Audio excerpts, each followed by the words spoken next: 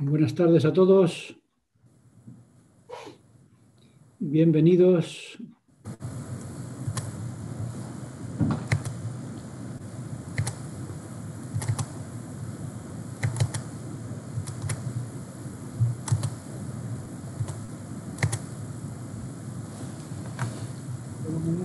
¡Faustino! ¿Qué tal? Vamos a ver la película. Buenas tardes, Faustino. ¿Qué tal, Joaquín? ¿Ya te han echado de América? Ya me han echado de América, aquí estamos. Muy bien. ¡Hombre! Si está Joaquín ahí. Hola, Manolo. ¿Qué tal? Bueno, ¿estáis preparados? Estamos entusiasmados. Muy bien. Pues vamos a empezar con una oración para que el Señor nos inspire. Y a partir de ahí, hoy tenemos a Trejo, Melitón Trejo. Es una historia muy interesante que muchos ya conocerán. José Manuel del Molino lo sabrá muy bien porque él ha sido maestro de este curso como complemento, ¿no? José Manuel, de Historia de la Iglesia, dabas este como complemento, así que tú lo sabes muy bien, lo conoces. Así que para José Manuel será un repaso de lo que él ya ha estado enseñando en sus clases de instituto. Seguro que aprenderé mucho más. Que seguro que aprenderé mucho más. Aprenderemos todos, porque aquí todos participamos y si habéis leído la lección habréis descubierto entre líneas cosas que yo quizá no haya percibido del todo. Muy bien, pues empezamos entonces con una oración. Tenemos por ahí a Aida. ¿Estás por ahí, Aida? Estoy. ¿Estás en Canarias? Eso creo. Muy bien. Pues venga, con la oración de Aida comenzamos. Vale. Nuestro Padre Celestial, te damos gracias por el día de hoy. Te damos gracias por las bendiciones que nos das y por la bendición de poder disfrutar de la tecnología que nos permite aprender y compartir juntos acerca del Evangelio. Te pedimos por aquellos que pueden estar por conectarse, que puedan hacerlo pronto y poder disfrutar de esta clase en el nombre de Jesucristo. Amén. Amén. Gracias, Aida. También tenemos por ahí una española de Texas, digo, una de Texas española. Mi querida hija que está ahí también. Bienvenida, mi amor, al Instituto de Religión. Bueno, Manuel Parreño ha hecho otra película. Está muy trabajador y nos ha preparado otra película para esta lección. ¿Estás preparado, Manolo, para proyectar la película? No se te oye porque estás enmudecido. Que yo te la mandé para que la proyectaras tú, pero si quieres la... No, yo la proyecto ahora y luego tú nos la comentas, que eres el autor. ¿De acuerdo? pero esa película la hicimos hace 20 años, Faustino. Madre mía, pues es una película ya de la época de... Claro, sin herramientas y solo con ilusión. Vamos a ver qué tal sale la ilusión. Adelante con la película que sirve de resumen y de introducción. Adelante, pues.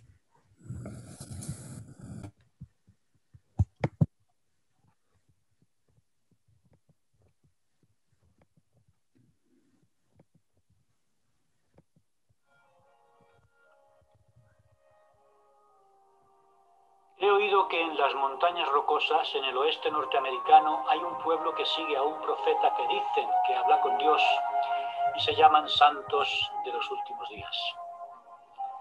Este comentario, hecho de forma ligera por un colega del regimiento, despertó gran interés en el teniente Melitón González Trejo. Melitón, nacido el 10 de marzo de 1844 en el pueblo cacereño de Gargantalaoya, Aunque no quiso seguir la carrera eclesiástica que su padre le recomendaba, sus inquietudes religiosas le acompañaron durante toda su carrera militar. Y ahora un compañero del ejército despertó en él un ardiente deseo de saber quiénes eran esos santos de los últimos días. Su deseo de viajar a Norteamérica le hizo pedir un traslado a Cuba, pero acabó en las Islas Filipinas. Y en las Filipinas estaba cuando en 1874 cayó enfermo y estuvo convaleciente varios meses. En aquellos días de alejamiento de las tareas militares, Melitón tuvo mucho tiempo para meditar. Una noche tuvo un sueño que le confirmó que aquel grupo de santos del que le hablara años atrás un compañero en España era el pueblo de Dios.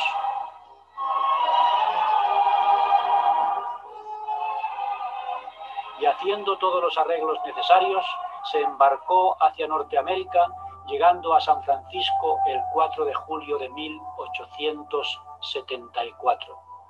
De allí viajó hasta Lago Salado, donde pudo conocer a Brigham Young, el presidente de la Iglesia de Jesucristo de los Santos de los Últimos Días, que así se llamaba aquel pueblo de santos que él andaba buscando. Expresó su deseo de ser parte de ese pueblo y fue bautizado el 8 de octubre de 1874. A Melitón se le conoce por su contribución más importante a los santos hispanoparlantes, la traducción del libro canónico por excelencia de la Iglesia de Jesucristo, el Libro de Mormón. Son cientos de miles en todo el mundo los que han sido bendecidos por el trabajo de este extremeño español, de estatura mediana, delgado, pelo rubio y ojos azules, que encontró respuesta a sus inquietudes religiosas muy lejos de su tierra natal. En una lápida de un cementerio de Arizona, Estados Unidos de Norteamérica, se puede leer la siguiente inscripción: Melitón G. Trejo. Nació el 10 de marzo de 1844. Murió el 29 de abril de 1917. El primer traductor del Libro de Mormón al español. Coming up with likely stories.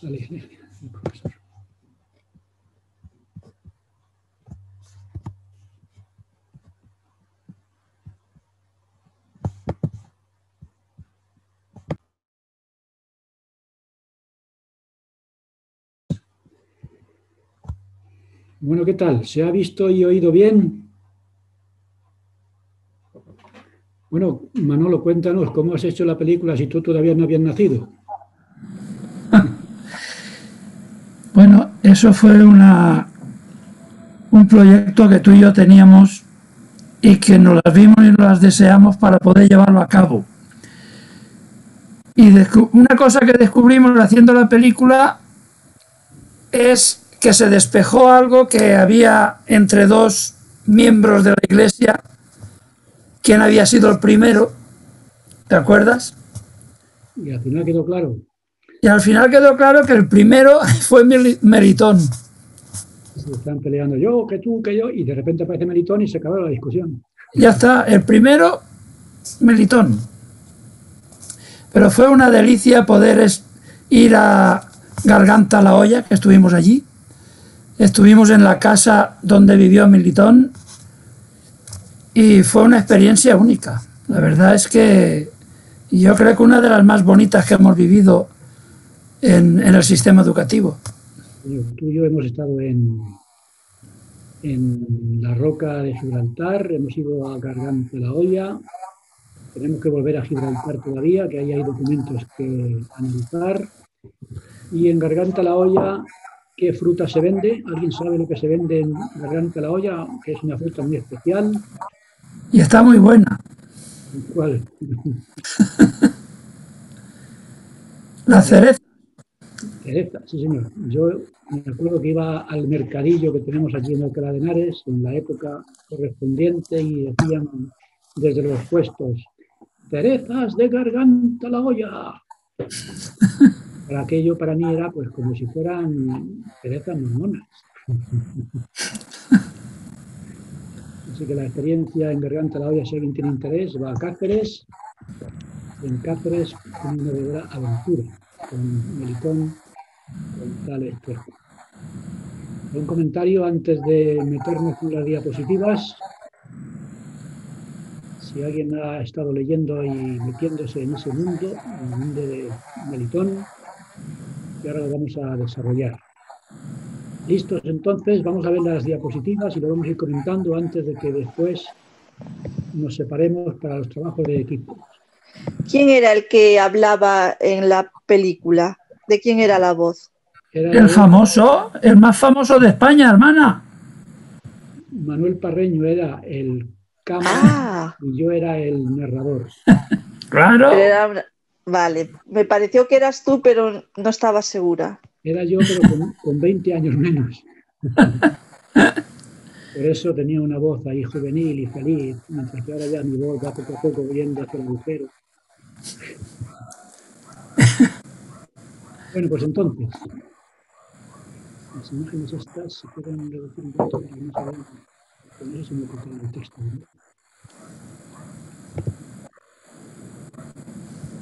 Bueno, pues si en algún momento hay problemas con las imágenes, me lo decís y corregimos. Muy bien, Melitón González Trejo, el primer traductor del Libro de Mormón al español. Podéis en cualquier momento interrumpir y añadir. Una pregunta. En tu libro da la sensación de que Melitón, más que traductor, participó en la traducción. Sí, había un equipo de trabajo con Stuart, Jones y todos estos. Y luego también en la impresión un tal Aoi que comentaremos. Pero se podría decir que él llevaría la voz cantante en el español, los otros en el inglés, porque había un libro de Mormón en inglés que había que traducir al español. Su equipo entendía en español, pero no lo suficiente. Así que lo que podríamos decir es que Melitón aportaba el español, los otros aportaban el inglés y entre todos sacaron el libro adelante. Sí, un equipo de traducción. Como lo comentaré ahora, si alguien tiene la edición de estas primeras ediciones del libro de Mormón de la época de la Iglesia, veremos los nombres que aparecen.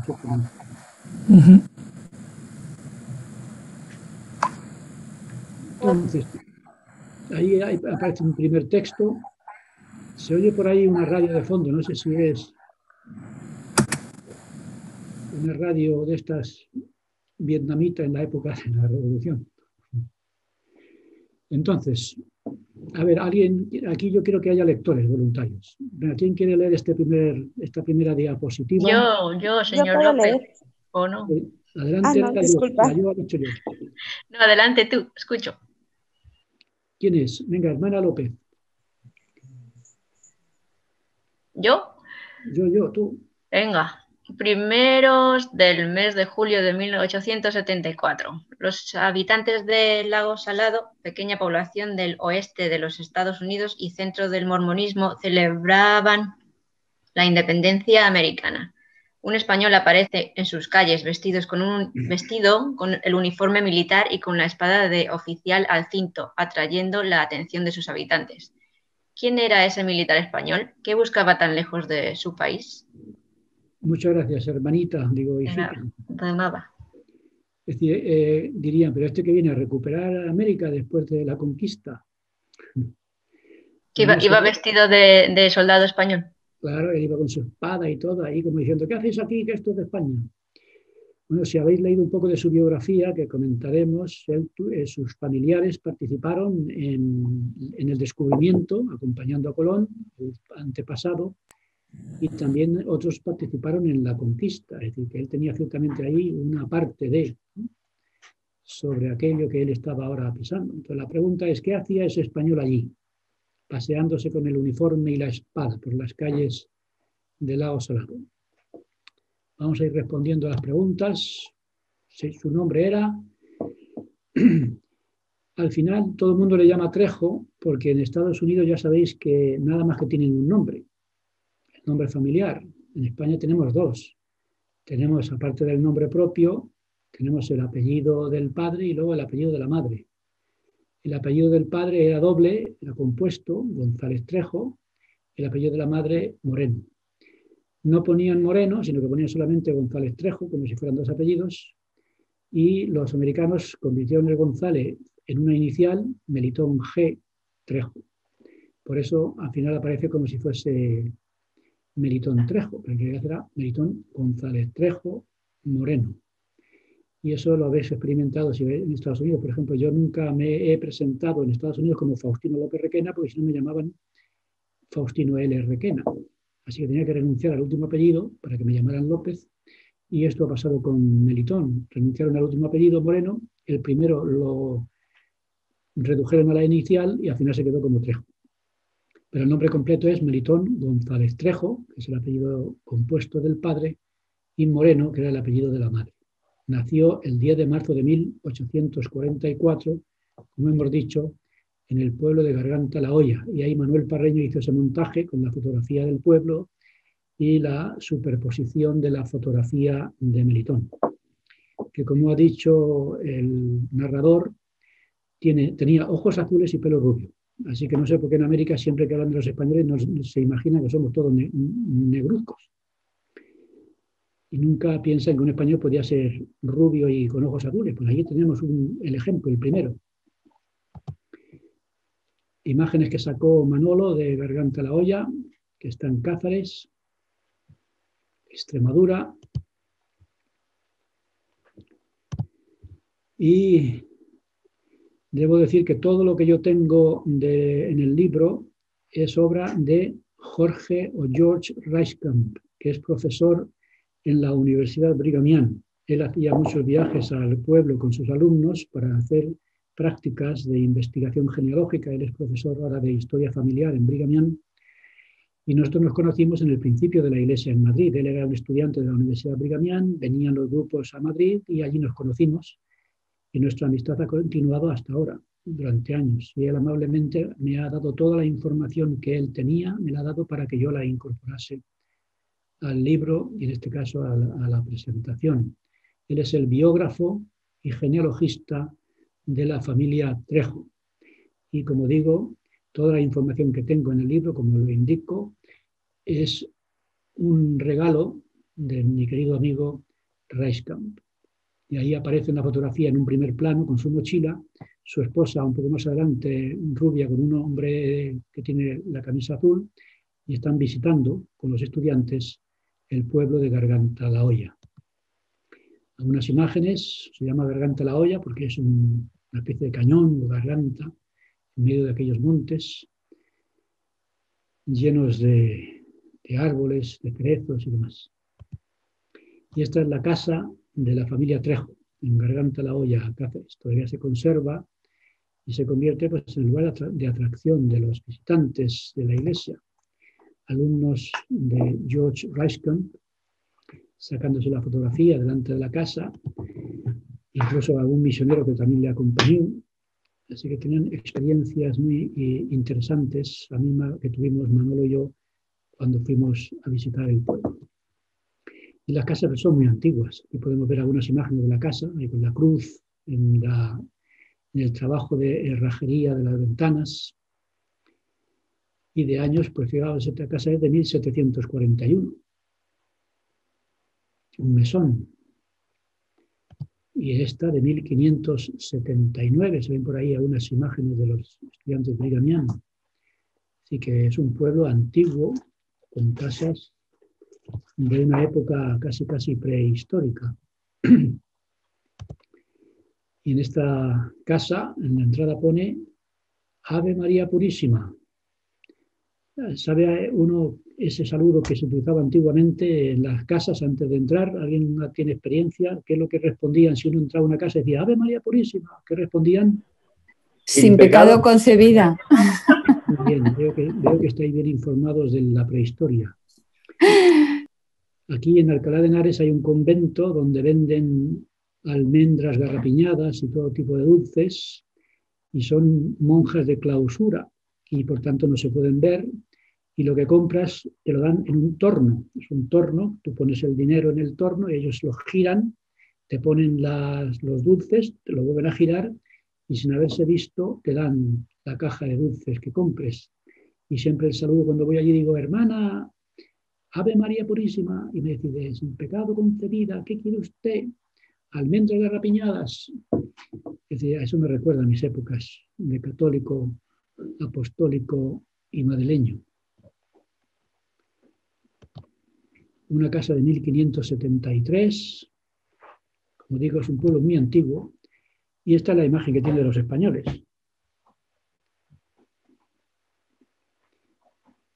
Que la siesta es una cosa que estaba mal visto, pero ahora lo estamos exportando. Yo creo que las dos grandes exportaciones de España son la fregona y la siesta.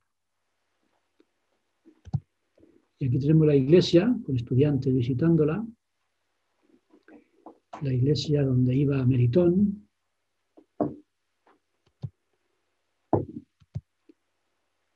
Aquí en la iglesia, si entráis, veis todas esas baldosas que hay ahí son lápidas, que hay personas enterradas en el subsuelo de la capilla. Este órgano, se supone que lo vería Meritón cuando él fuera a la iglesia, de 1766, fabricado en Toledo, y esta pílada es donde bautizarían a Meritón. Entonces allí George Rickham con sus estudiantes visitaron la iglesia y estuvieron consultando pues, toda su genealogía. Aquí tenemos los libros parroquiales, que los que hemos hecho genealogía directamente en las parroquias los recordamos muy bien, estos libros de piel. Y aquí están los libros que George Rickham encontró, investigó y encontró la partida de bautismo de Meritón, hijo de don Gerardo González Trejo y Jerónima Moreno. La misma partida de bautismo, fruto de esta investigación genealógica. Libro de casamientos. Yo he acompañado a George Rickham en investigaciones genealógicas en diferentes sitios. Incluso él una vez no pudo ir a Galicia y me envió en su nombre para hacer la investigación genealógica en Galicia por él. Y me acuerdo que vi una partida de defunción. Yo creo que las partidas más interesantes son las de defunción, porque cuentan muchas cosas. Y contó la muerte de la partida. Dice, este hombre murió porque le partió un rayo y no le dio tiempo ni a decir Jesús. Que eso quiere decir que se murió sin arrepentirse y por tanto acabó mal.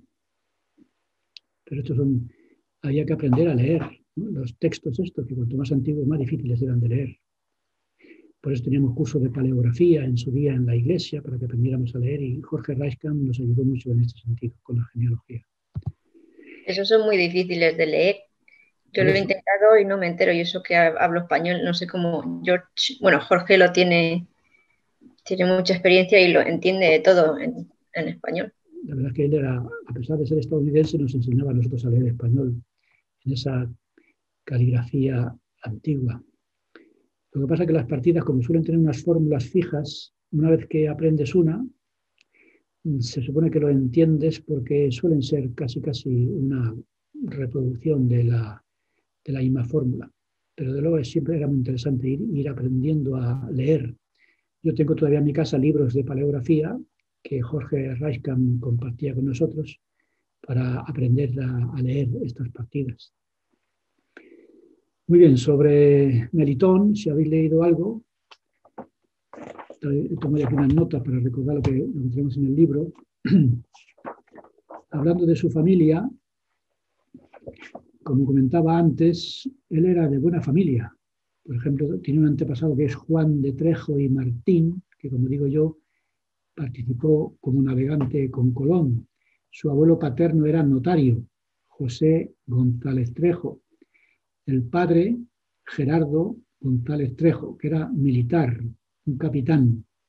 Y su madre, Jerónima Moreno, de familia de agricultores. Parece que al final hubo algún problema ahí en el matrimonio que no funcionó porque Gerardo era de familia, digamos, de buena familia y Jerónima de familia más humilde, como se dice.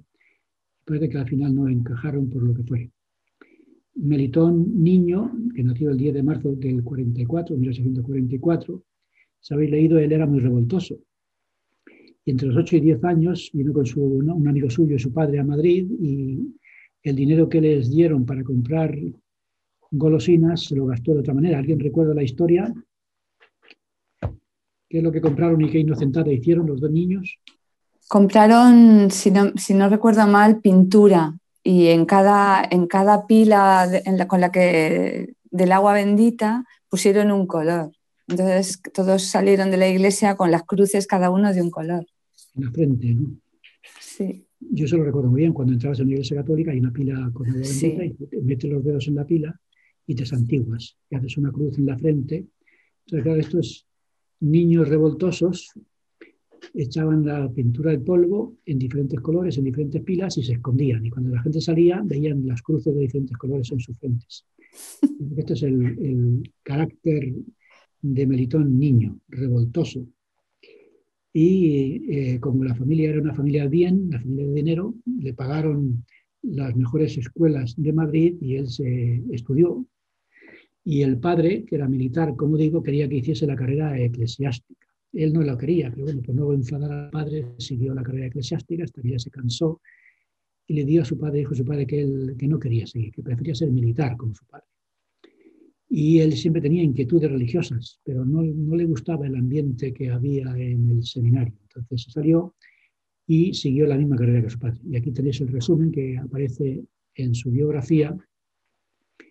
Don Melitón González Trejo Moreno, hijo de, ¿no?, padre, madre, y ahí habla de las fechas de sus nombramientos militares, los empleos que obtuvo y el tiempo en los que sirvió. Y vemos que al final de este historial, llamémoslo militar, él era teniente por gracia general. Y teniente era cuando tuvo la gran experiencia que comentamos. A ver, ¿quién quiere leer aquí este párrafo?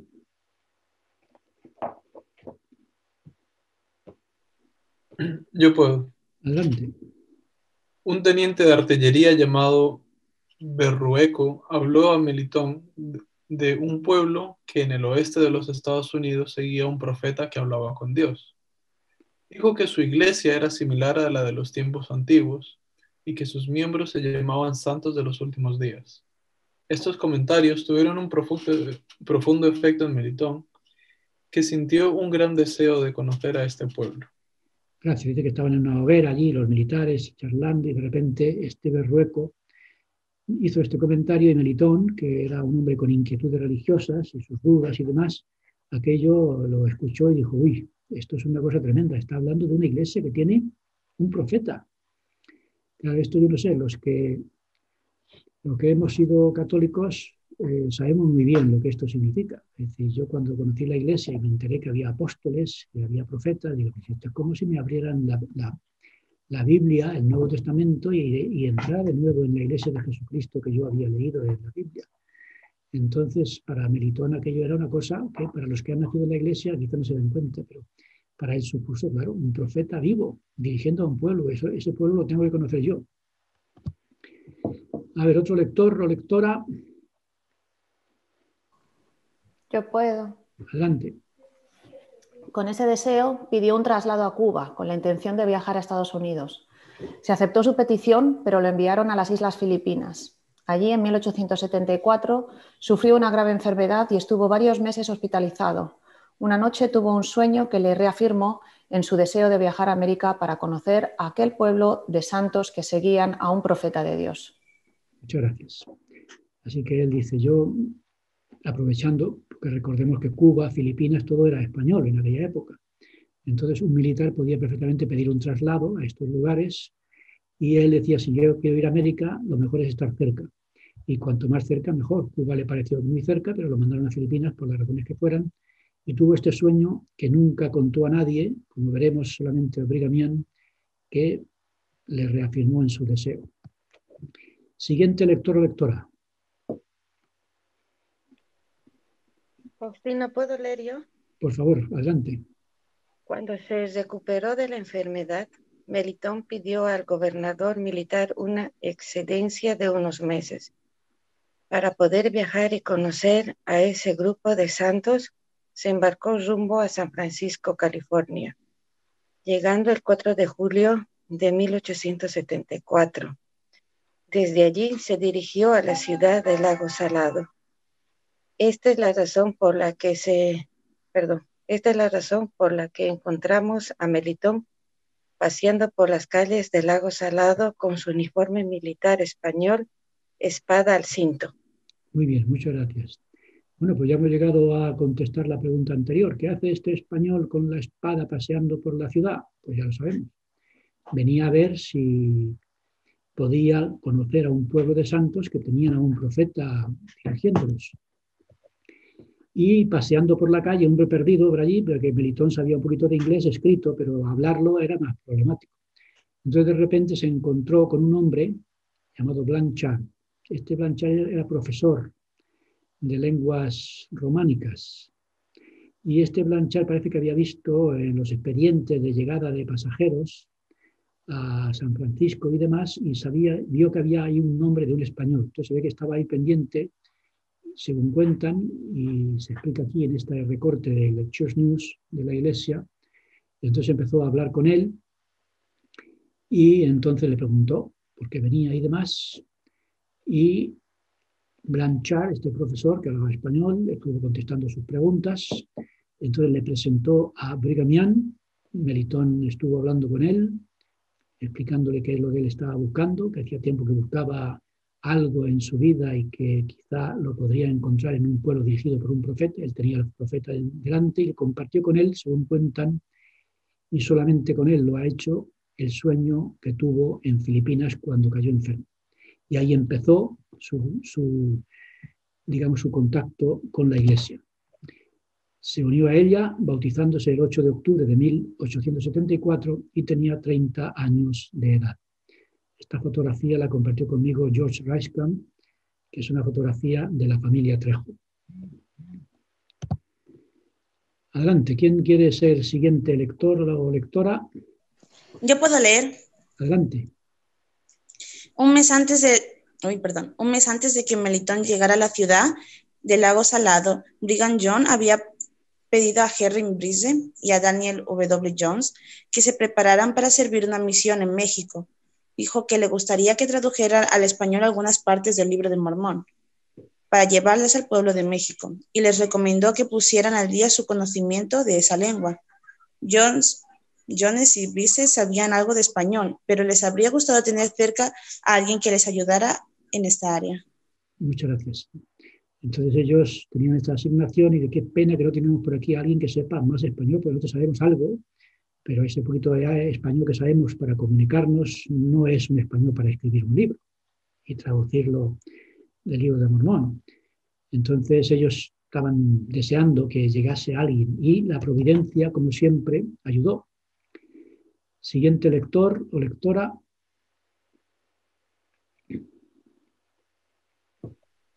Yo podría leer. Adelante. Melitón se unió a los santos justo a tiempo. A petición de Henry Bryce y de Daniel Jones, comenzó la traducción del Libro de Mormón, y para la primavera de 1875 la traducción ya estaba terminada. Muy bien, muchas gracias. Así que imaginaos la providencia, cómo funciona, ¿no? Están ya a punto de ponerse a traducir el Libro de Mormón, echan de menos a alguien y aparece de repente ahí Melitón, como si hubiera sido la aparición de Moroni, ¿no? Listo para ayudar en esa traducción. Preguntar una cosita. Pregunta. El sueño que tuvo Melitón, que le contó solo a Brigham Young, no se conoce entonces, ¿no?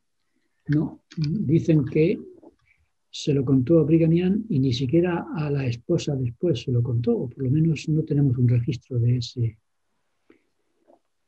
sueño, tristemente. Y luego no volvió a...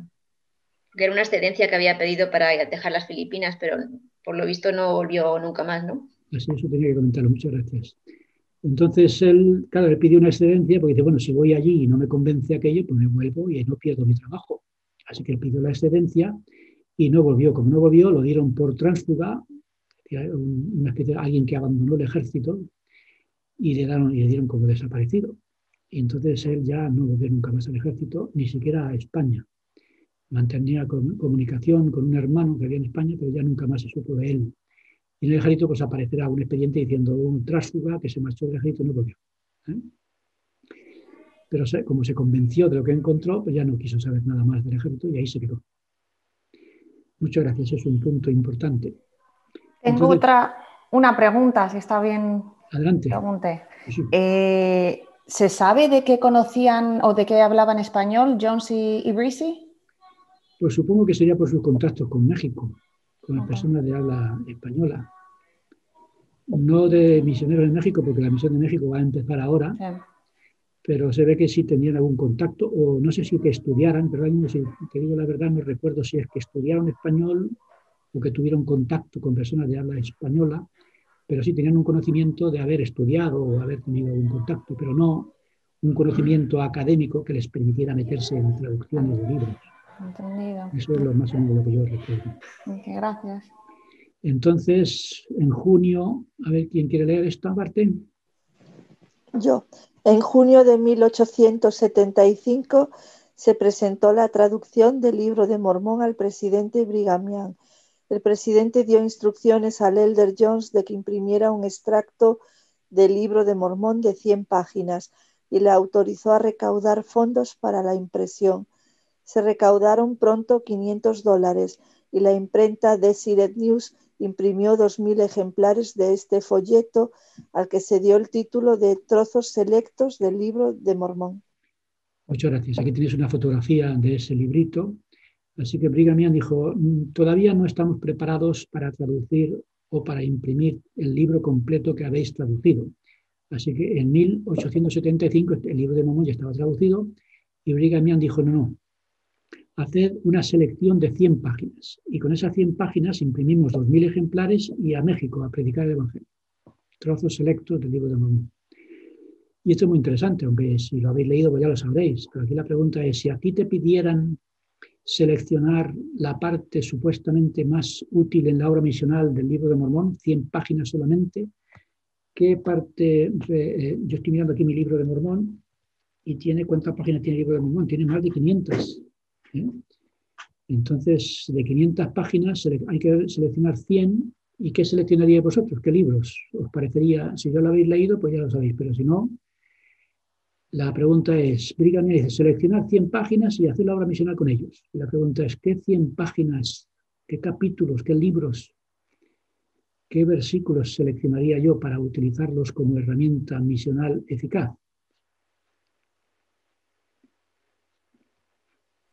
¿Puedo contestar? Por ejemplo, a ver, ¿qué dirías tú? A ver, yo cogería un poco del comienzo en primer Nefi para que las personas puedan entender de dónde surgió. Después, un poco de Alma, un poco de Éter y Moroni. Porque en la parte de Alma, creo que en la parte que Jesucristo va a visitar al pueblo de Nefi, ¿no? A los nefitas y todo. Y después ¿Cuál es el libro que habla de la visita de Jesucristo al continente? Alma, capítulo... Tercer Nefi. No. Capítulo 11. Eso, tercer Nefi 11. Eso es tercer Nefi, y esto es muy bien, eso está bien dicho. En el libro de Mormón que a mí me dieron los misioneros, que es el que aparecía antes fotografiado, yo lo muestro después otra vez, ellos me subrayaron tercer Nefi, como bien dices. Así que un punto que seleccionaría, y me parece una idea excelente, es la visita de Jesucristo al continente americano. Y ahora vamos a ver si es verdad. ¿Alguna otra recomendación por ahí de qué trozos selectos del libro de Mormón utilizaríais para hacer la obra misional o misionera? El discurso del rey Benjamín. El discurso del rey Benjamín, que está en el libro de Mosía. A ver, las páginas que seleccionó Jones, según dice en la biografía, es esto. Como bien decías antes, el principio del libro, muy bien. Esto es lo que él seleccionó. Dijo, bueno, pues 100 páginas que incluyan esto y con esto podemos ir a México a predicar el Evangelio. Si conseguís un libro de trozos selectos, este es el contenido. Una selección para empezar. Luego ya Brigham Young autorizaría el libro completo, pero este fue el principio del libro de Mormón en español para la obra misionera. ¿Un comentario? Me sorprenden que no me tiran el versículo de Porque el último es Moroni, y es donde viene la promesa de que si lees el libro con verdadera intención y horas, ¿sabes? Entonces pensaba que esa iba a ir, seguro, pero no. Pues yo también lo habría incluido, la verdad, porque... A mí me sorprende que esté Omni y que, como dice Noemí, no esté Moroni, porque en el libro Moroni también aparecen las ordenanzas pues de la Santa Cena y tal. Pues nada, esto parece que fue Jones, Daniel Jones, el que hizo la selección y con esto fueron a México.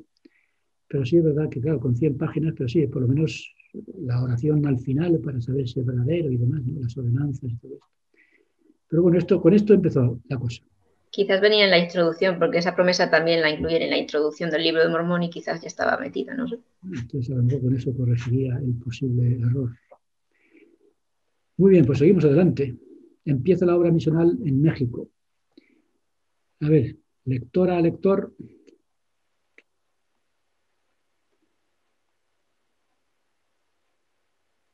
Yo. La iglesia estaba ahora lista para enviar a sus primeros misioneros a México, y el presidente dio instrucciones al Elder Jones de estar preparado para el 1 de septiembre de 1875. Y en la Conferencia General de octubre de ese año de 1875, el presidente Brigham Young llamó a Daniel W. Jones, James Z. Stewart y Elamán Pratt, Anthony W. Evans y a otros más a servir una misión en México, llevando consigo ejemplares de la publicación Trozos Selectos del Libro de Mormón. Más tarde, en ese mes de octubre, se llamó a Melitón para que se uniera al primer grupo de misioneros. Muchas gracias. Así que ya Brigham Young dice, bueno, pues vosotros con los trozos selectos, adelante. Y ya empieza, así que si aquí no hay ningún error, la obra misionera en el país de México, que ha sido uno de los países más fructíferos de habla española en el desarrollo de la iglesia, la obra misionera en México empezó en el año 1875. Y al principio con el primer grupo no fue Melitón, pero sí unos cuantos días después Brigham Young lo envió también a unirse a ellos. Así que predicaron en diferentes sitios. Si habéis leído ahí la historia, predicaron en El Paso, en Chihuahua. Melitón ya había estado predicando también al sur de Arizona, donde él vivía.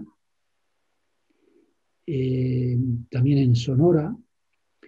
Es decir, que la obra misionera empezó a funcionar. En esta época, en el año 1877, murió Brigham Young y el nuevo presidente fue John Taylor, que es el que siguió adelante en los trabajos misioneros en México. George Reiskamp compartió conmigo algunas de las fotografías de la época en que Melitón estaba sirviendo misionero en México, su vida allí. Y Melitón se casó en primeras nupcias con, a ver quién quiere leer este párrafo.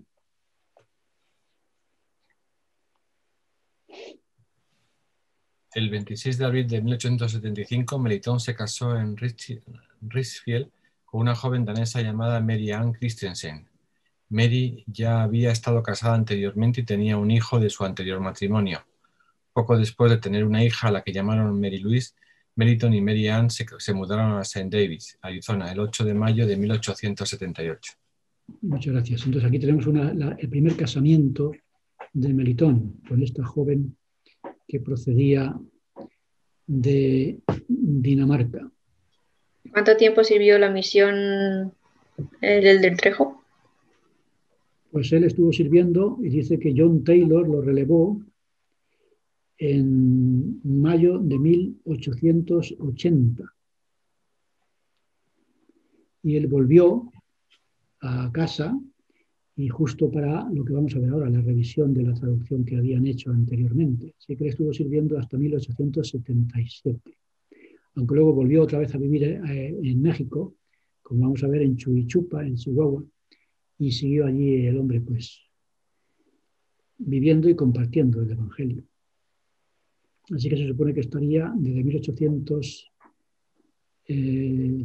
cuando dijimos que fue, 1875 hasta el año 77, un par de años. Gracias. Bueno, está aquí, estaba ya escrito. A ver qué dice ahí.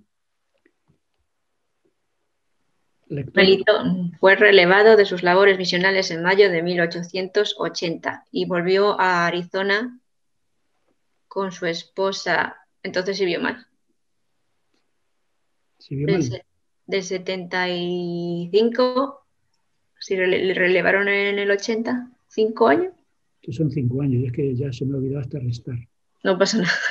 Que como digo, soy muy positivo, el resto no. Y volvió a Arizona con su esposa Marianne, su hija y el hijo de un matrimonio anterior de ella. ¿Pero estaba casado entonces antes? Ella era la que estaba casada. Ah, sí. Y su hija. Bueno, parece que el matrimonio de Melitón y Marianne no funcionó muy bien. Porque a partir de ahora se va a casar de nuevo y ya no oímos nada de Marianne. Y me contaba George Reiskamp que no sabemos si es que se divorciaron o sencillamente que entró en matrimonio plural y entonces la primera esposa quedó un poquito, digamos, oculta en la biografía, por lo menos. Muchas gracias. La vida de Melitón González aparecía en la prensa entonces, era una persona allí conocida. Aquí tenemos fotografías de Melitón y de su familia. La fotografía que hemos visto antes, que forma parte del patrimonio familiar de los Trejo y que George Reiskamp amablemente compartió conmigo. También apareció en la prensa la traducción del Libro de Mormón al español, que es un artículo de Church News. Y aquí tenemos la fotografía del Libro de Mormón. Esta fotografía es la del Libro de Mormón mío. A ver, ¿quién quiere leer esa parte de ahí? Allá voy. Adelante. La primera edición del Libro de Mormón la efectuó Melitón en 1875, pero antes de publicar el libro se hizo una revisión. El primer trabajo con el manuscrito se terminó el 21 de junio de 1864. El libro se terminó de imprimir y quedó listo para su uso en 1886. Muy bien. Y cuando llegó el momento de imprimir el libro completo, miraron la traducción que habían hecho en un principio, en 1875, y se dieron cuenta, como habréis leído en el capítulo correspondiente, que había muchos errores, cosas que ellos pensaban que tenían que corregirse y mejorarse. Así que revisaron completamente la traducción de 1875 y prepararon un manuscrito para su impresión el 21 de junio de 1884 y finalmente quedó listo y preparado para su impresión en 1886. De manera que la primera edición del Libro de Mormón en español fue del año 1886. Mientras que no digáis nada, yo sigo avanzando. Entonces, Melitón estaba en su casa, volvió para reunirse en el trabajo de revisión con Stuart, y entre los dos estuvieron revisando. Y el Trejo estaba en casa de Stuart. Y mientras revisaban el libro, pues estaba allí con la familia. Y ocurrió lo que está aquí escrito. ¿Qué pasó? Lector. Yo leo. Adelante. Mientras se efectuaba el trabajo de revisión de la traducción del Libro de Mormón, Melitón estaba hospedado en la casa de Stewart. Allí conoció a Emily Jones, una emigrante procedente de Inglaterra, a quienes James Stewart había empleado para que le hiciera las tareas de la casa. Melitón estaba invitado a cenar con la familia y ella estaba sirviendo la mesa. Él la miró y se dijo a sí mismo: «Esta es la mujer con la que me voy a casar». Pero ella no quería casarse con un hombre tan mayor. Sin embargo, se casaron en el templo de Logan el 29 de mayo de 1884. Él tenía 40 años de edad y ella había cumplido 22 años el día antes del casamiento. Así que, como digo, no sabemos si es que se divorció del anterior o esto formaba parte del matrimonio plural, que en aquella época existía, pero Melitón decidió casarse con esta muchacha y ella dijo: no, yo con un viejo no me caso. Pero no sé si fue el amor o lo que fuere, el caso es que se casaron y esa era la diferencia de edad. Él duplicaba la edad de ella, como vemos aquí. Estas son las fotografías, Melitón y Emily. Ella era inglesa y él español. ¿Algún comentario? Seguimos. Entonces los santos empezaron a viajar a México y poco a poco fueron colonizando muchas ciudades, colonias de México. Y aquí tenemos un breve resumen de lo que ocurrió. Adelante. Cuando los santos empezaron a colonizar México, Melitón fue apartado otra vez como misionero de aquella tierra. Se fue de misionero a Chuichupa solo y cuando tuvo una casa preparada se llevó a su familia con él, a su esposa y a los 4 hijos que tenían entonces. Allí vivieron 11 años. 11 años, muy bien, muchas gracias. Así que Melitón fue otra vez a México y allí estaba otra vez como misionero, con toda su familia. Y estuvieron 11 años, allí les nacieron también hijos. Aquí tenemos una fotografía. Se supone que esos los niños pequeñitos serían los de Emily y la que es más mayor que está detrás sería la hija del matrimonio anterior.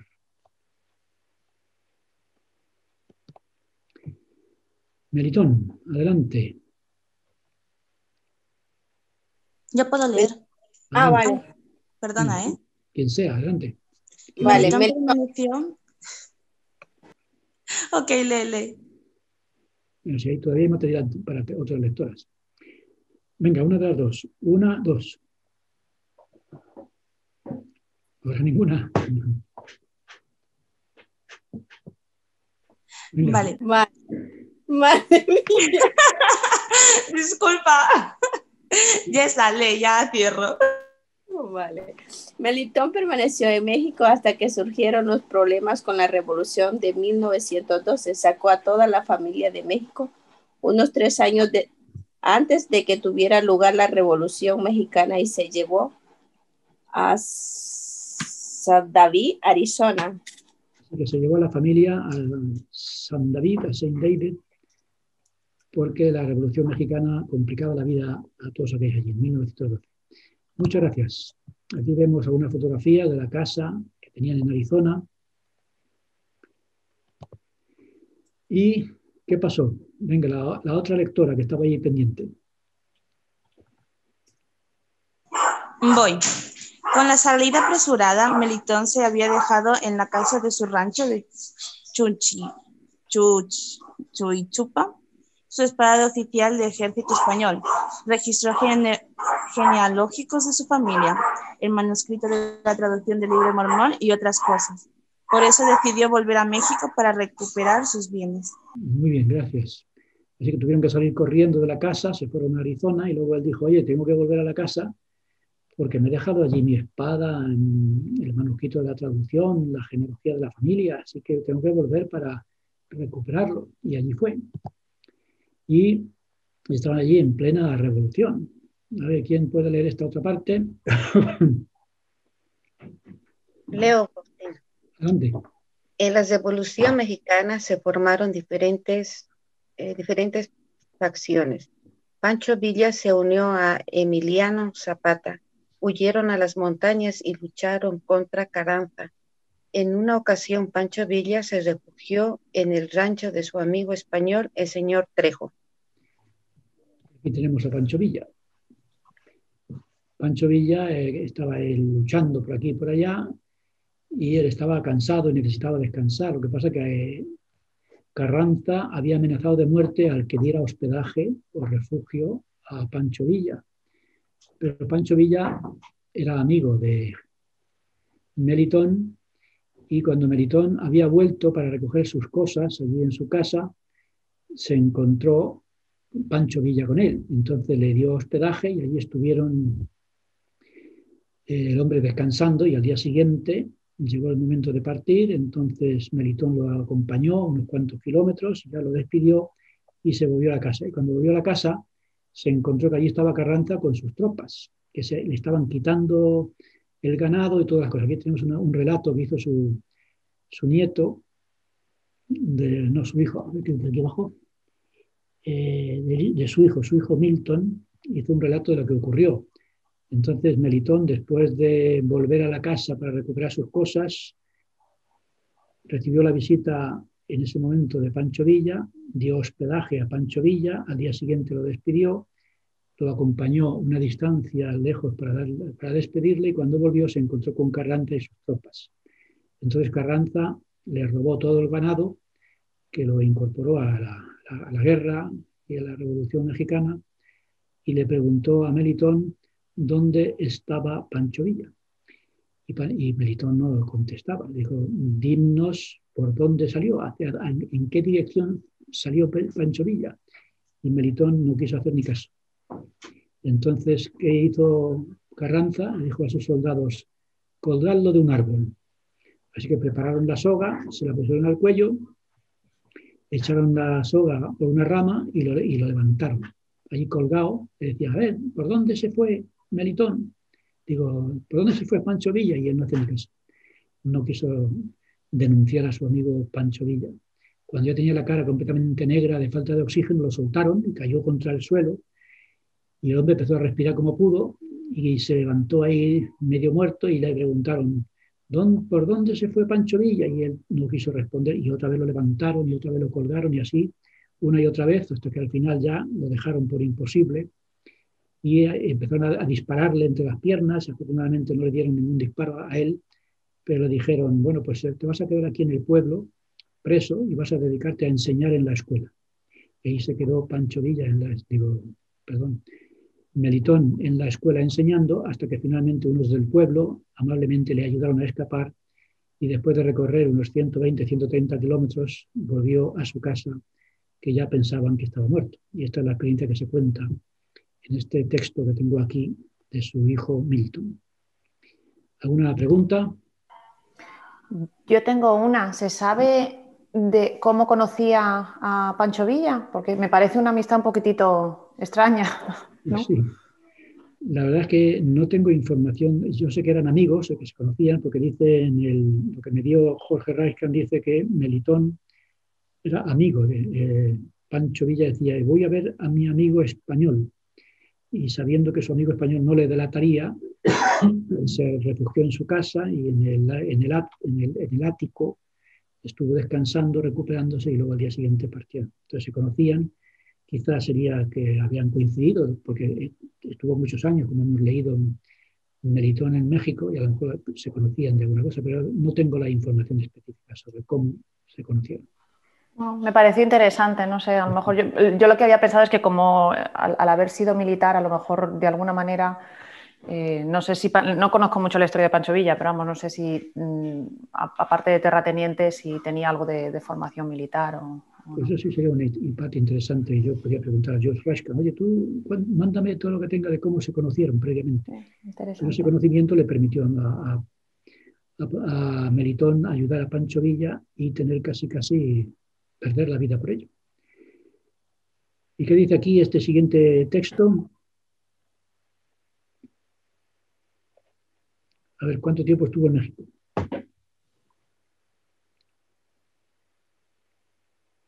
Yo misma.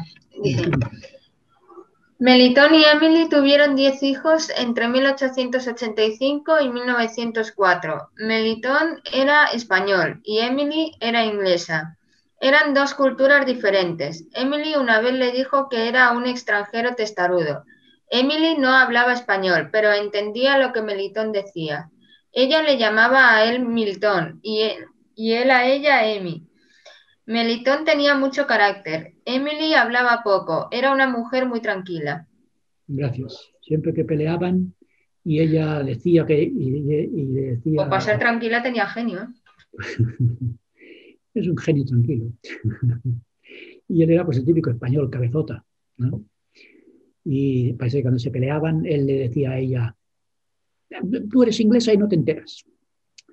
Porque ella no hablaba mucho español y él hablaba un poquito de inglés. Entonces era un matrimonio muy interesante.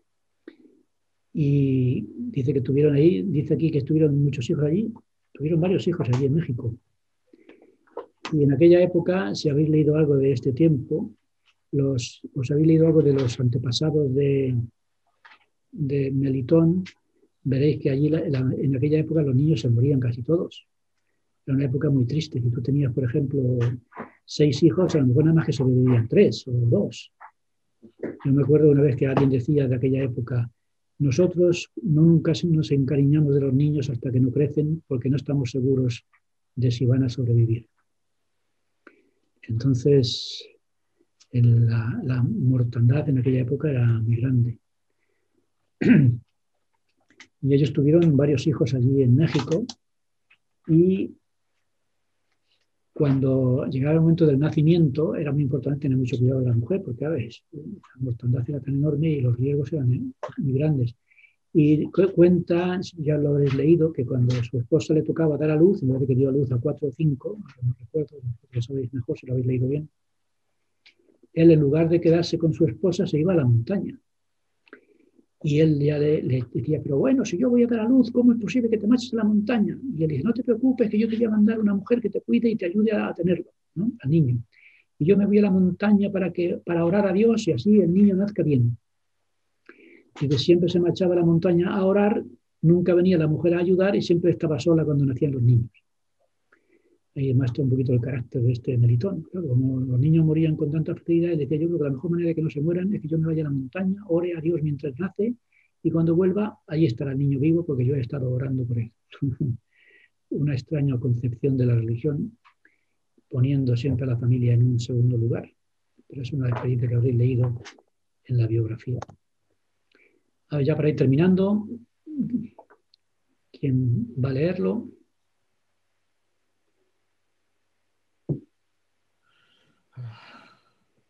Ánimo. Yo puedo. Melitón vivió 5 años más en sus granjas de San David y Benson, Arizona, hasta que mientras estaban en Wilcox, en casa de su hija Sarah Trejo Kimball, a donde se había mudado, murió el 29 de abril de 1917 de una nefritis. Así que ya finalmente Melitón murió. Él tenía el doble de edad que su esposo, por tanto él murió primero en esta fecha de una nefritis. Y aquí tenemos la lápida. ¿Qué dice la lápida? ¿Quién puede leerla desde ahí? En St. David le hicieron el funeral y allí lo enterraron el 1 de mayo de 1917. Tenía 74 años. En la lápida puede leerse Melitón G. Trejo nació el 10 de marzo de 1843. Debería de poner 1844. Murió el 29 de abril de 1917. Primer traductor del Libro de Mormón al español. Dejó viuda y 6 de los 10 hijos que tuvieron. Muchas gracias. Entonces ahí tenéis entre comillas lo que hay en la lápida. He corregido yo ahí porque se cometieron un error supuestamente del año de nacimiento. Así que ahí está enterrado en Arizona. ¿Qué pasó con la viuda? Venga, alguien que no haya leído, que se anime.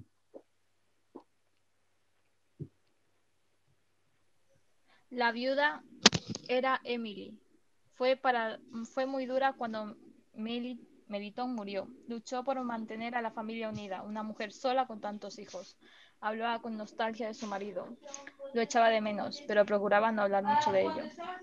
Lo pasaba, fue muy difícil para ella, como era mucho más joven, pues vivió bastantes años viuda. Y vamos a ver la muerte de Emily. ¿Quién quiere leerlo?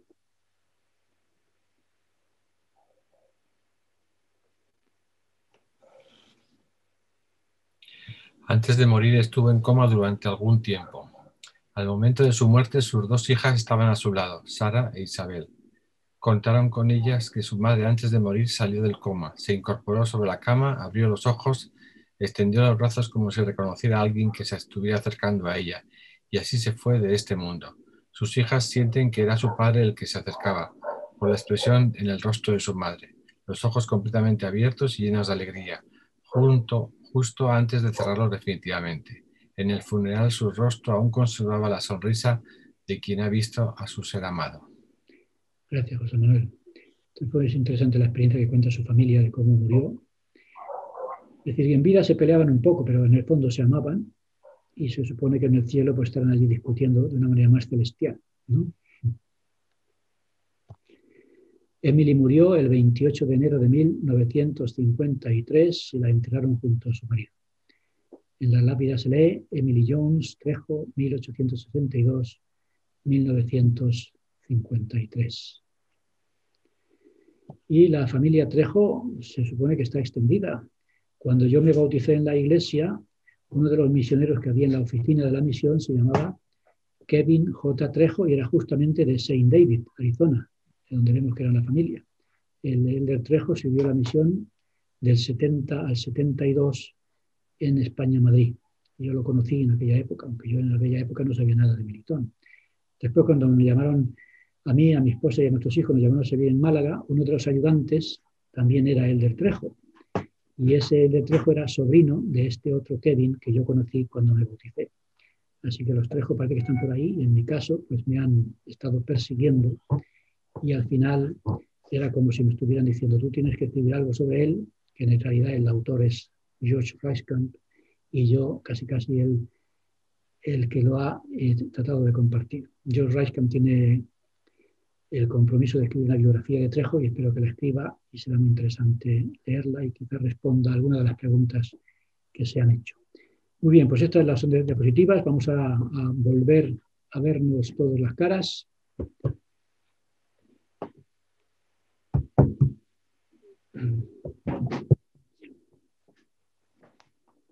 Y vamos a comentar rápidamente porque nos vamos a poner las preguntas que tenemos que debatir. ¿Alguna pregunta o comentario antes de separarnos? Vamos a formar 3 grupos, porque aquí como no hay tantos, son 3 grupos y por tanto terminamos más fácilmente. ¿Alguna pregunta antes de repartirnos? Yo tengo un comentario. Yo eso de Pancho Villa estuve buscándolo porque recuerdo haber escuchado a mi presidente de misión, que él tenía bastante... Había andado por allí, por aquellos lares, por uno de ellos, que Pancho Villa había tenido algún contacto con los misioneros y que de alguna manera había escuchado algo. Lo que pasa es que estuve buscando ahora entre mis papeles porque creía que tenía algo de eso y no lo encontré, pero recuerdo habérselo escuchado, de que como que había tenido una especie de charla, habían capturado a los misioneros y de paso les predicaron y entonces les dejaron marchar, algo así. Entonces me parecería normal. El presidente de misión capturó. Sí, yo me acuerdo de haberlo escuchado. Le pidió que hiciera la obra por él. De hecho, el presidente de misión que él capturó es el tío de la mujer de mi presidente de misión. Entonces luego pasaré el link de la historia. Eso, mira, a ver, porque claro, ¿ves? Tú capturas un misionero y después ya eres amigo para toda la vida.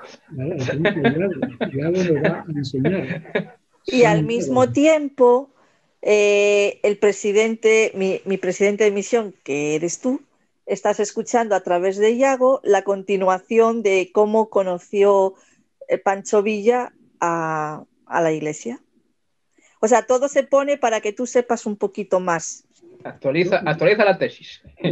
Otro empujón. Tenemos que sacar la 3ª edición del libro que incorpore a Pancho Villa y su medio conversión. Pues nada, ese enlace Iago lo esperamos. Faustino, sí. Una pregunta. ¿Y qué se sabe de ese otro español Aoy, Olivas Aoy, que también fue miembro de la iglesia en esa época? Sí, yo con Luis Ángel de Benito estuvimos un tiempo buscando información sobre Jaime Aoy, que dicen que su nombre era Jaime Aoy Olivas Villa o Villanueva. Él era de Mahón, Menorca, se convirtió a la iglesia en Arizona o en Utah, no se sabe muy bien. Él era impresor, por tanto, él unido a Stuart y a Melitón prepararon la impresión de la primera edición del Libro de Mormón.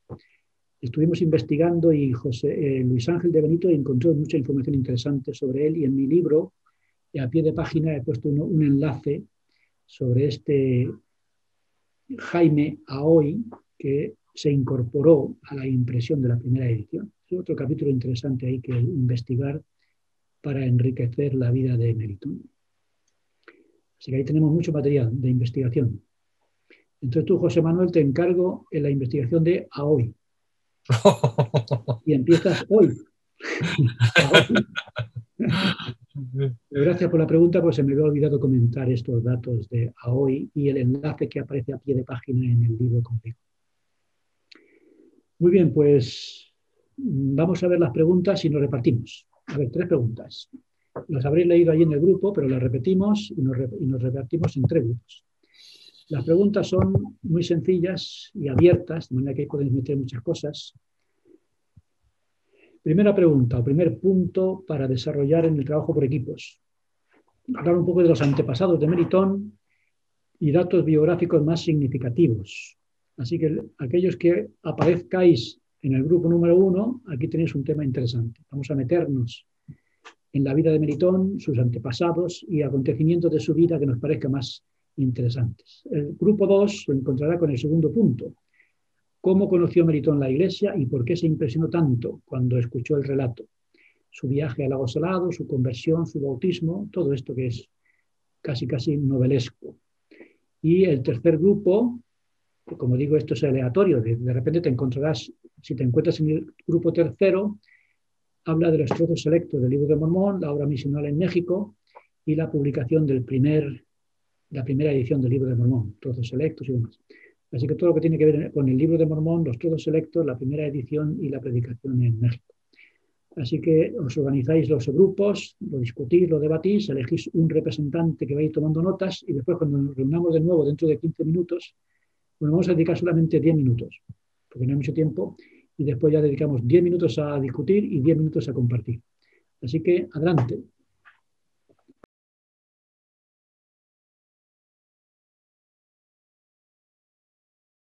¿Quién es el jefe del grupo número 1?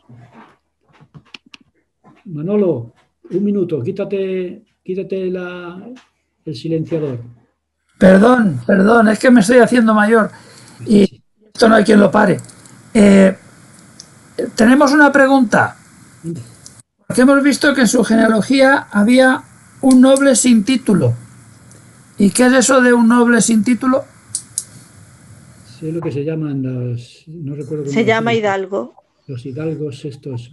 Perdón, Faustino, pero aquí, o sea, un hidalgo es un noble que tiene o sea, que no tiene tierras, no que no tiene título, porque hidalguía ya es un título de per sí. Entonces era Juan sin tierra. O sea, no tenía título. O sea, una cosa que es una tontería dentro de la tesis, pero que... Pero se refiere a título nobiliario. Eso, sería un hidalgo venido a menos, algo así, pero yo reconozco que como yo soy del pueblo llano, estoy un poco perdido con los títulos. El único título que tengo yo es el de Faustino López. Muy bien. Bueno, está bien. Por Xavier. Muy bien. Entonces hemos descubierto que ellos venían de la conquista de las Américas, ¿no? Estaban emparentados de alguna manera con el descubrimiento de las Américas. Eran los extremeños, estos conquistadores. Exactamente. Su padre fue religioso. Bueno, no es que fuera religioso. Tenían una ¿cómo se dice? Eran de una costumbre religiosa. No sé si habría algún religioso dentro de su familia, pero el padre quería que le hiciera la carrera eclesiástica. Era una costumbre que uno de los hijos se dedicaba a la iglesia, y sería que le tocó a Melitón. El padre participó en la guerra carlista. Es muy interesante la historia de su padre, sí. Y no quiero quitar más tiempo a los otros equipos. Gracias, Manolo. Hay un mundo muy interesante. Equipo número 2. Yo, Melitón, su padre le dijo que tenía que ir al seminario para estudiar para sacerdote, y él, gracias a eso, leyó las escrituras. Bueno, me imagino que fue gracias a eso, y él vio que no iba lo mismo las escrituras que lo que le decían. Y un día escuchó a un soldado decir que había un pueblo en Salt Lake que estaba siendo guiado por un profeta, y él quedó tan conmocionado que decidió pedir su traslado militar a Cuba o a cerca de Salt Lake. Pero en Cuba había mucha revolución, tal como nos dijo Xavier, y entonces afortunadamente el Señor tenía otros planes para él, para protegerlo. Lo mandaron a Filipinas y allí tuvo un sueño tan profundo que cuando llegó a Salt Lake solo se lo contó al profeta, y a los pocos días se bautizó porque estaba realmente convertido. Muy bien, muchas gracias, Raquel. Bueno, pues nada, ¿algún comentario antes de marcharnos a cenar? No hay un grupo 3. Ana, ¿quién es el grupo 3? Santiago. Tenemos a Iago y a Santiago. Que tiene hambre, Faustino. No, es que yo pensaba que Santiago, grupo 3, perdón. Bueno, nosotros estamos hablando acerca de la traducción del libro de Mormón a español y comentamos varias cosas, entre ellas que Parley P. Pratt llegó a Chile en el año 1850, pero no fue sino hasta el siglo siguiente cuando la iglesia empezó a establecerse en Sudamérica. Y como esta traducción de, digamos, trozos selectos, a lo mejor no era tan urgente en el momento porque la iglesia no se iba a extender mucho en el español en esa época. Obviamente después sí, por eso después se pudo traducir completamente. Y bueno, también comentamos lo que nos llamaba la atención de que se tradujeran, bueno, no es que se tradujeran, sino que se publicaran tantos capítulos de Isaías que son un poco más difíciles de entender cuando podrían haber incluido otras partes que comentamos antes, de Alma y Amulek o el discurso de Rey Benjamín. Muy bien. Creo que Parley P. Pratt fue a Chile. Creo que fue a Chile. Muy interesante también su biografía. Muy bien, pues hemos tenido un debate muy interesante. Así que os agradezco todo lo que habéis hecho. El próximo día tenemos... bueno, ya os comenté que tenéis que poner vuestro nombre completo, por lo menos un apellido o los 4 últimos números del teléfono móvil en el que os habéis matriculado, si tenéis que registrar la asistencia, si estáis matriculados oficialmente. El próximo miércoles tenemos el distrito del Mediterráneo Occidental. Y lo interesante de este capítulo es que la Iglesia no podía entrar en España porque no había libertad religiosa. Entonces Dios preparó el camino para que entrara antes. Y fue providencial porque si no hubiera podido entrar antes, habría podido tener problemas después. Así que ahí lo que hay que buscar en este capítulo del distrito del Mediterráneo Occidental es cómo la mano de Dios abrió la puerta de la entrada de la Iglesia a España cuando la ley todavía no lo permitía. Ese es un punto muy interesante. ¿Y qué había ocurrido cuando se aprobó la ley de libertad religiosa? No hubiera habido representación de la Iglesia en España, había sido un problema. Así que ahí tenemos la mano de Dios manifestándose en la historia de la Iglesia en España. Así que ahí tenéis un tema interesante para leer. Ya sabéis que si alguien no lo sabe, que me escriba en el grupo. Aparte del libro, lo que algunos que lo habéis comprado ya o lo tenéis, tenemos mi tesis doctoral, entráis en internet y tenéis el enlace en el grupo. Pero es muy fácil. Ponéis Faustino Laperquena, tesis doctoral, Universidad Complutense de Madrid, y ya tenéis ahí gratuitamente el contenido del curso. Así que espero que tengáis una buena lectura durante la semana y nos veremos el miércoles que viene a las 7. Si hay alguna duda en el grupo, me escribís y mantenemos la correspondencia. Vamos a pedir, si no hay algún comentario antes de cerrar. Una pregunta, Faustino. Pregunta, José Manuel. ¿No se ha encontrado nada en los registros militares sobre su deserción o algo así? He leído alguna cosa, pero no sé si es que George Rashkan lo encontró oficialmente, pero sí sé que lo dieron por desertor. En los registros militares aparece como desertor, porque se marchó y no volvió. Pero no tengo información específica del documento o la documentación o la información del registro militar. Pero me dijo George Rashkan que apareció como desertor y entonces el ejército ya lo olvidó y ahí quedó como tal. Y él nunca volvió a España, nunca tuvo ningún tipo de contacto con y por tanto quedó como un desertor desaparecido, si no recuerdo mal. Vale, gracias. Pero hay un campo interesantísimo en lo de Melitón. Así que muchas gracias a todos, Manolo. Yo le pondría un subtítulo a la lección del próximo miércoles. El gran milagro. Sí, señor. Pues venga. Entonces el miércoles que viene vamos a hablar el distrito del gran milagro. Gracias, Manolo. Iago, ¿nos ofreces la última oración?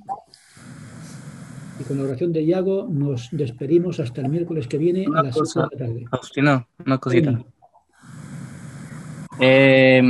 Es que yo aún no estoy en el grupo de WhatsApp y es para porque me podrías meter en el grupo porque así podría leer las lecciones. Muy bien, pues entonces a Jeremy hay que meterlo en el grupo. Te Y tengo en también, alguna, te tengo en y alguna alguien parte, más, pero vale. te tengo en alguna parte para poder. Estás en el. Escríbeme si acaso. Escríbeme a mi WhatsApp Vale, y me vale, dices, vale. soy Jeremy, y con el apellido y tal. Vale. Y ya automáticamente te meto en el grupo y ya a partir de ahí tienes información. Ahí tienes un enlace del grupo. Te lo mando cuando, si quieres, ahí tienes el enlace o si no me escribes. Muy bien, Jeremy. Adelante, Yago. Nuestro querido Padre Celestial, te damos gracias por la oportunidad de participar en este curso de instituto, por poder ver tu mano al traer el Evangelio a España. Te pedimos, Padre, que nos bendigas siempre con tu espíritu para poder aprender y seguir el ejemplo de los pioneros a la hora de esforzarnos y acercarnos a ti. Y que pedimos esto, Padre, en nombre de Jesucristo. Amén. Amén. Muchas gracias. Amén. Amén. Pues nada, hasta el Chao. próximo día. Muchas Gracias, gracias a hasta todos. luego. Chao, presidente. Chao. Hasta la otra semana, Faustino, y gracias. Noemí, qué alegría verte. Veremos. Y a mí también, señor Parreño, un placer verle. Me parece que estás ahí en Madrid. Aquí al lado, a un tiro de piedra. Bueno, me alegro mucho de verte, guapísima. Un abrazo muy grande. Estás igual que cuando te fuiste. Qué maravilla. Y tú también. Joven. A ver si nos podemos abrazar pronto. A ver. Venga, ánimo. Gracias, Faustino.